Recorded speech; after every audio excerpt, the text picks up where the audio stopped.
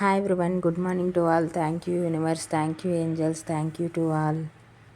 మీ person తన మనసులోని మాటలు మీకు ఏమి చెప్పాలి అనుకుంటున్నారో ఇప్పుడు మనం చూద్దాం. I want to feel that way again. I left you before you could leave me. I am starting to understand our connection. I feel you even though we're apart. I am afraid to contact you. I love you. మీ person తన మనసులో ఈ విధంగా అనుకుంటున్నారు, మీకు ఈ విధంగా చెప్పాలి అని అనుకుంటున్నారు. తన మాటల్ని, తన భావాల్ని మీతో ఈ విధంగా షేర్ చేసుకోవాలి అని అనుకుంటున్నారు. వాళ్ళు మిమ్మల్ని కాంటాక్ట్ చేయడానికి చాలా భయపడ్డారు. మీరు ఎక్కడ వదిలేస్తారో వాళ్ళని, మీరు ఎక్కడ దూరంగా పెట్టేస్తారో అని వాళ్ళు బాధపడి, భయపడి వాళ్ళే ముందుగా మిమ్మల్ని దూరం చేసుకున్నారు. మీకు దూరమైనప్పటికీ, దూరంగా ఉన్నప్పటికీ కూడా వాళ్ళు మీకోసమే ఆలోచిస్తున్నారు, మీకోసం ఫీల్ అవుతున్నారు, మిమ్మల్ని ఎప్పుడు తలుచుకుంటున్నారు, మీ జ్ఞాపకాలన్నింటినీ గుర్తు చేసుకుంటున్నారు.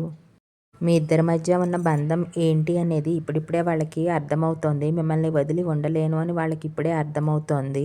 మీ మధ్య ఉన్న బంధం ఎంత స్ట్రాంగ్ అయినది, ఎంత లోతైనది అన్నది వాళ్ళకి ఇప్పుడే అర్థం చేసుకుంటున్నారు. మీరు ఇదివరకు వాళ్ళపై ఎంత ప్రేమ చూపించేవారో ఆ ప్రేమను మళ్ళీ వాళ్ళు తిరిగి పొందాలి అనుకుంటున్నారు.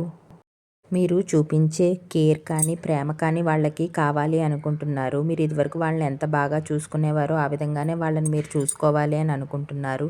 వాళ్ళు మిమ్మల్ని చాలా మనస్ఫూర్తిగా లవ్ చేస్తున్నారు. మిమ్మల్ని వదిలి అయితే అసలు వాళ్ళు ఉండలేరు.